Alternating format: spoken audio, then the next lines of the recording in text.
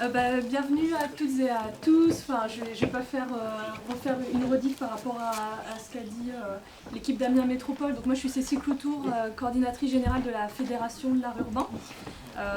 Donc je remercie évidemment l'équipe d'Amiens pour cette confiance que l'on a depuis maintenant 4 ans, de faire des temps de rencontre sur des thèmes qui sont à chaque fois co-construits et qui nous permettent d'avancer dans la réflexion. Le fait d'avoir aussi une captation, ça nous permet d'avoir des retours et des expériences qu'on peut partager dans un deuxième temps. Donc c'est aussi important, merci à l'équipe de technique d'être là aujourd'hui pour garder trace de tous ces échanges-là. Et donc merci aussi à celles et ceux qui viennent de loin. Il y a des gens qui viennent de Toulouse, de Montauban, de l'Ouest, de l'Est. Donc c'est aussi un plaisir de vous retrouver ce matin. Donc aujourd'hui, comme le disait l'équipe, on fait vraiment un focus sur les enjeux matrimoniaux et patrimoniaux de l'art urbain. Et moi je propose de faire une courte introduction sur ces notions-là pour savoir de quoi on parle. Alors il y en a peut-être pour qui ce sera des redites des éditions précédentes ou des autres rencontres que l'on fait. Mais je pense que c'est important qu'on ait un petit peu un cadrage général, notamment sur les définitions des termes, pour que tout le monde se mette bien d'accord sur les enjeux d'aujourd'hui.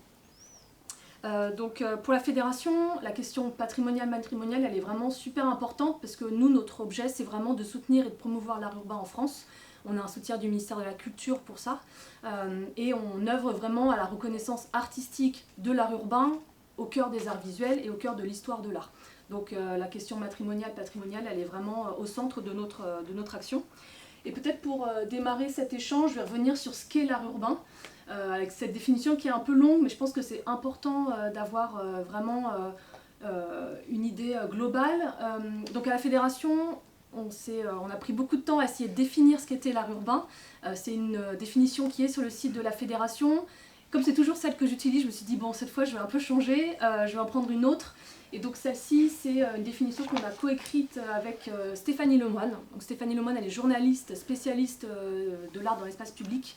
Et elle a notamment coécrit Le Que sais-je sur l'art urbain, qui est vraiment une référence très claire et que je vous encourage à lire si vous avez besoin de poursuivre. Sachant qu'il y aura assez peu d'images à la fois dans ma présentation et dans l'ouvrage que je vous cite. Donc après, à vous d'aller voir aussi ce qui se passe dans l'espace public directement.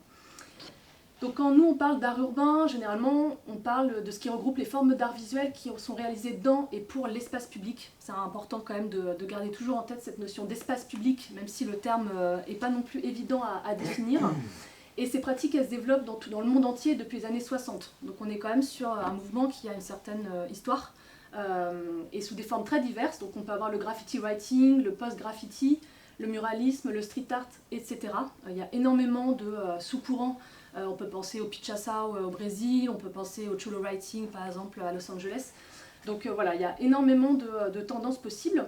Et à l'origine, l'art urbain, il s'exerce sans autorisation. Et ça, c'est ce qui l'a vraiment aussi distingué longtemps de l'art public, qui se définit par la commande publique. Et son développement dans la rue, ça nourrit vraiment ses spécificités, en lien étroit avec les cultures urbaines qu'on avait évoquées l'année dernière à Amiens, comme le skate ou le hip-hop. On peut penser aussi au parcours ou à d'autres formes de culture. Et l'enjeu de l'art urbain, c'est qu'il dialogue aussi avec d'autres formes d'expression dans la rue, telles que l'art politique ou les écritures spontanées. Les artistes œuvrent hors de tout cadre institutionnel et recourent à des outils bon marché, qui permettent notamment une grande reproductibilité. Ils privilégient les interventions furtives et sous pseudonyme. Et ce qu'il faut aussi avoir en tête quand on parle d'art urbain, c'est que ça revêt souvent donc un caractère transgressif et éphémère, même s'il est de plus en plus valorisé et légitimé à travers les festivals, les expositions, voire les commandes publiques et privées. On va en parler dans quelques instants. Et parce qu'elle se réfère à des pratiques et cultures distinctes, donc ça peut être le graffiti, le pochoir, l'affichage d'installation, il faut savoir que l'expression art urbain, elle est vraiment sujette à débat. Personne n'est totalement satisfait par ce terme. C'est un peu un mot valise qu'on emploie à défaut de mieux, qui parle à la fois d'art, qui parle à la fois d'urbain, et qui nous permet à peu près de nous mettre d'accord et de définir aussi ce que nous on fait en tant que fédération, parce que nous on est la fédération de l'art urbain. Et donc on regroupe des artistes et des acteurs qui œuvrent à la fois dans l'espace public et qui petit à petit réussissent aussi à envahir l'institution patrimoniale, muséale ou autre. Donc venons-en maintenant à l'enjeu d'aujourd'hui qui est donc le patrimoine-matrimoine. Donc là je vais peut-être généralement plus parler de patrimoine par facilité de diction, mais c'est quand même important d'avoir ces deux termes en tête Je vous ai mis quelques exemples à l'écran d'affiches ou d'acteurs, d'actrices qui œuvrent sur ces enjeux, et notamment une affiche que je trouvais intéressante, qui était portée par le département Bouches-du-Rhône, qui remettait en avant cette notion de matrimoine, et que je vais donc définir maintenant. L'idée du patrimoine, c'est vraiment ce qui est transmis à un groupe, par les ancêtres ou par les générations précédentes, et qui forme un héritage commun.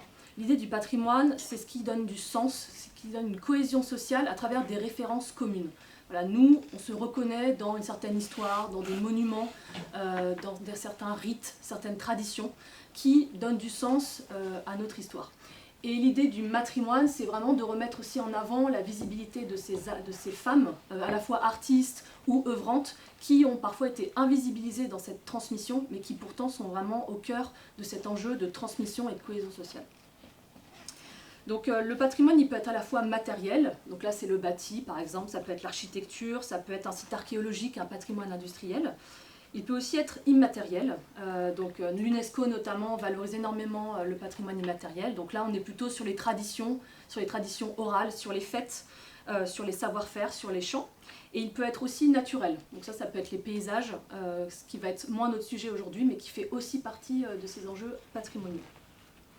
Le patrimoine, il peut être très récent comme très ancien. La notion d'échelle temporelle est très variable, tout comme la reconnaissance que le patrimoine peut avoir selon les pays varie beaucoup.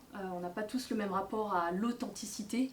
Par exemple, au Japon, la question patrimoniale, elle est vraiment très très différente. Donc là, vraiment, c'est aussi très propre parfois au territoire dans lequel on évolue pour se référer au patrimoine.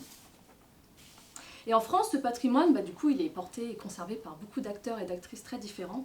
On pense notamment aux institutions, donc ça peut être les musées, ça peut être le Centre des monuments nationaux, ça peut être les DRAC, avec les ABF notamment, mais il faut savoir aussi qu'il est porté directement par les citoyennes et les citoyens à travers des associations, à travers des collectifs, même les artistes, en fait, ils œuvrent évidemment à ces enjeux de transmission. Et donc pour pouvoir avancer un petit peu dans cette réflexion, moi je vais partir du principe que l'art urbain il fait partie du matrimoine et patrimoine français à plusieurs titres. Déjà parce que les artistes ils ont marqué notre territoire, ils ont marqué nos esprits et ils ont marqué notre mémoire en œuvrant directement dans le territoire. Ces mêmes artistes ils ont aussi proposé des expérimentations artistiques nouvelles qui nourrissent notre culture visuelle et l'histoire de l'art urbain. Et les formes plastiques de l'art urbain et les récits de ses œuvres et de ses artistes, finalement, elles sont très populaires. Les publics sont très nombreux, très en demande de cet art-là. Et donc se sont appropriés ces histoires et souhaitent leur transmission. Et à titre d'exemple, le ministère de la Culture en est conscient, c'est aussi pour ça qu'ils nous soutiennent. Il y avait eu, par exemple, la carte de vœux de 2023 du ministère qui avait mis en avant la figure de Mystique, qui était décédée une année auparavant. Et donc pour nous, c'était intéressant de voir ce symbole-là, c'est-à-dire un ministère qui met en avant une artiste femme, pochoiriste, des années 80 à Paris, qui est très populaire, que tout le monde, quasiment les gens un peu amateurs, connaissent.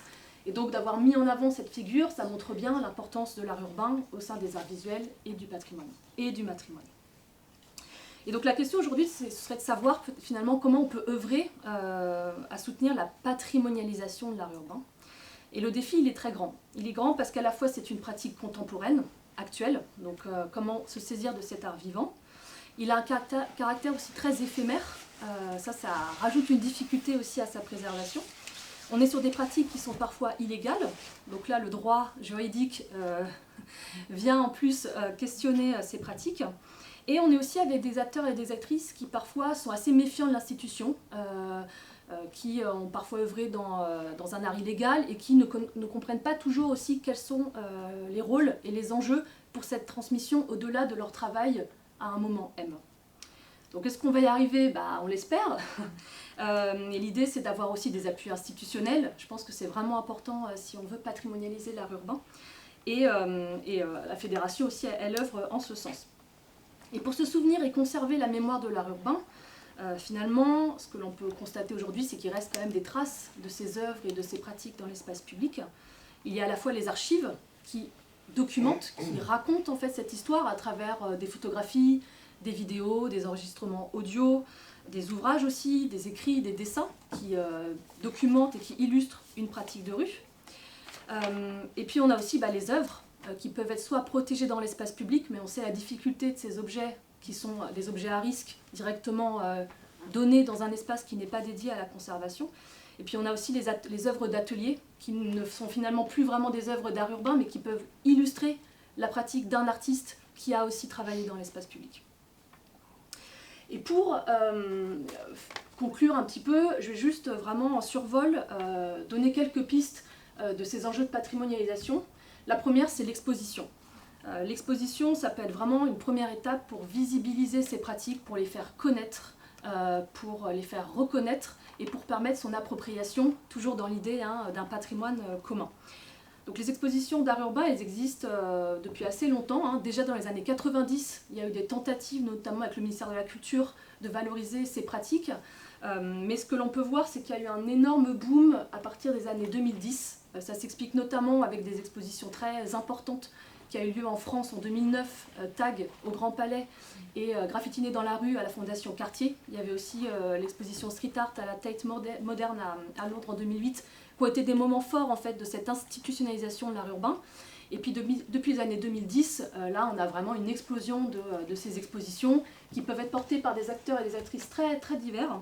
Et peut-être pour vous montrer juste quelques exemples assez récents, voilà quelques expositions liées à l'art urbain qui ont eu lieu cette année. Donc par exemple une exposition sur l'histoire du graffiti, la bombe aérosol au musée des Beaux-Arts de Rennes qui vient de se terminer. Une exposition en cours au Petit Palais We Are Here sur le street art. Les Kessowat, qui sont des gens quand même importants de cette scène, qui sont exposés notamment à Pierre-Vive, donc à Montpellier. Et aussi Govitrani, qui a fait la curation d'une exposition photographique aux rencontres de la photographie d'Arles. Donc c'est quand même, on voit qu'il se passe des choses. Et de la même manière, Mystique est actuellement exposé au Palais des Papes. Et donc ça, c'est aussi une manière de reconnaître son travail au sein de l'histoire de l'art. La fédération, juste pour information, elle a listé énormément d'événements, notamment les expositions qui sont liées à l'art urbain. On va les présenter prochainement en visioconférence en octobre, si ça vous intéresse, on a communiqué dessus. Et sur le site de la fédération aussi, on a listé vraiment tout. On a un gros tableur un peu dur, mais qui liste en fait toutes ces expositions-là. Donc nous, on est vraiment un peu une banque de données, et puis à vous après de vous saisir de ces problématiques. L'autre enjeu aussi pour œuvrer à la patrimonialisation de l'art urbain, c'est la documentation. Comme on l'a vu, la notion d'art urbain, elle n'est pas évidente. Il y a beaucoup de méconnaissances, il y a très peu de transmission dans les universités, dans les écoles d'art de ces notions. Enfin, moi, par exemple, à l'école du Louvre, après les années 70-80, de toute façon, il y a très peu de choses qui sont étudiées. Donc autant dire que l'art urbain n'est jamais étudié en tant que tel en histoire de l'art classique. Donc ça c'est un manque aussi pour les expertises des conservateurs, des attachés de conservation, médiateurs, qui vont pouvoir ensuite se saisir de ces enjeux. Donc la documentation est vraiment hyper importante pour comprendre de quoi on parle. Et pour ça, il y a des acteurs-actrices qui travaillent à la documenter. Je cite quand même le MUSEM, qui est un musée basé sur Marseille, qui œuvre à documenter à travers l'ethnologie les pratiques autour du bassin méditerranéen et qui a été pionnier à travers une enquête collecte dédiée au graffiti, notamment avec Claire Calogero, au début des années 2000, donc ça fait quand même 25 ans que c'est un sujet, et qui a donc une énorme collection liée au graffiti au MUSEM et qui a pu donc documenter à travers des entretiens avec les artistes, à travers des archives extrêmement diverses, ces pratiques. Et puis l'autre gros projet qui œuvre à la documentation de l'art urbain, c'est Arcane. Alors c'est le nouveau logo, du coup je le mets pour en faire la publicité. Donc c'est le Centre national des archives numériques de l'art urbain.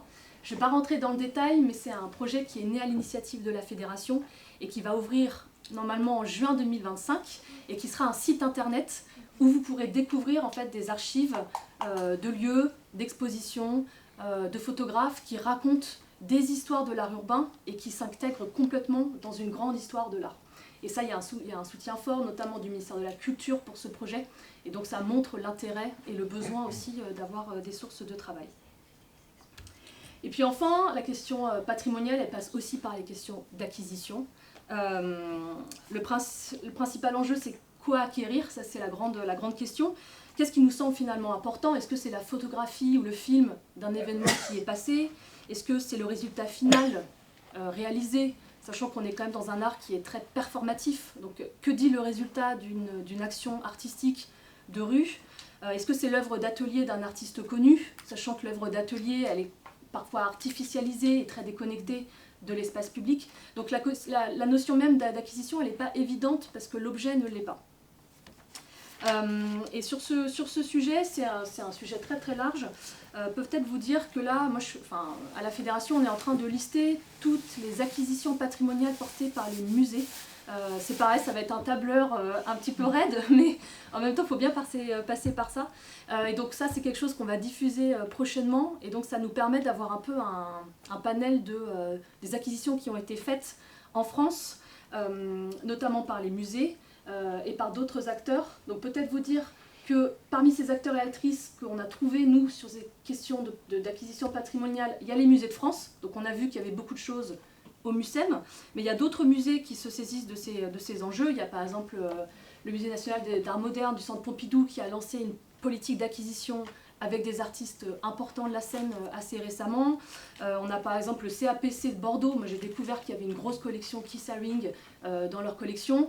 Et il y a énormément de musées aussi qui ont des œuvres de Ernest Pinault-Ernest. Alors même si Ernest Pinault-Ernest ne se revendique pas de l'art urbain, il a quand même un travail qui est lié à l'espace public. Et donc moi je l'ai intégré dans cette liste. Et on voit qu'il y a beaucoup de choses dans beaucoup de musées, notamment à Nice, pour Ernest Pinault-Ernest. Les autres acteurs qui acquièrent beaucoup, ce sont les collectivités territoriales. Par exemple, l'Artothèque des bibliothèques d'Amiens Métropole a une collection d'artistes urbains qu'il faut saluer. On a par exemple le Fonds d'art contemporain Paris Collection, qui a une grosse collection de pochoiristes. Donc il y a vraiment comme ça des collections intéressantes à explorer dans les collectivités territoriales. On a ensuite les FRAC, les Fonds régionaux d'art contemporain, qui œuvrent quand même à la patrimonialisation de la création contemporaine et qui parfois font aussi des focus sur l'art urbain. Je pense par exemple au FRAC Bretagne, au FRAC Pays de la Loire, FRAC Sud, FRAC Midi-Pyrénées. Il y a des choses que l'on retrouve pour les artistes urbains dans ces FRAC. Et puis enfin on a le CNAP, le Centre national des arts plastiques, qui a une grosse collection aussi et qui a quand même des choses liées à l'art urbain. Et ça nous on le salue parce que pour nous c'est une manière de savoir que ces œuvres sont pérennisées dans le temps. Donc il y a quand même encore du chemin. Je remets juste l'article du Monde qui parlait de l'art urbain au Centre Pompidou, une reconnaissance en catimini. Voilà, vous dire qu'on est quand même sur un champ qui est assez fragile, qui sont souvent le fruit d'une volonté très personnelle. Donc on a quelqu'un à la direction d'un musée, je pense par exemple au musée des Beaux-Arts de Nancy avec Susanna Gallego-Cuesta qui va venir cet après-midi. Voilà, quelqu'un qui a une très grande motivation pour œuvrer à la reconnaissance de l'art urbain et qui réussit à faire acquérir comme ça des œuvres dans son musée, à faire des expositions, à documenter ses pratiques. Mais souvent, ça tient vraiment à quelques personnes, donc il y a encore une grande fragilité pour ce secteur. Et nous, ce que l'on souhaite, c'est que ça soit pérennisé dans le temps et qu'on puisse vraiment aller s'endormir sur nos deux oreilles en nous disant voilà, il y a un vrai travail de patrimonialisation qui a été fait pour ne pas perdre cette histoire, sachant qu'on a des artistes qui vieillissent, on a des archives qui sont fragiles, donc il y a vraiment un enjeu de préservation de ce côté-là. Donc voilà, c'était vraiment un survol assez dense. Je suis un peu désolée, je vais aller assez vite parce qu'on a pris un peu de retard. Et puis ensuite, je vais laisser la parole à d'autres professionnels qui vont aussi vous donner des exemples concrets avec un petit peu plus de visuel pour poursuivre la journée. Merci beaucoup.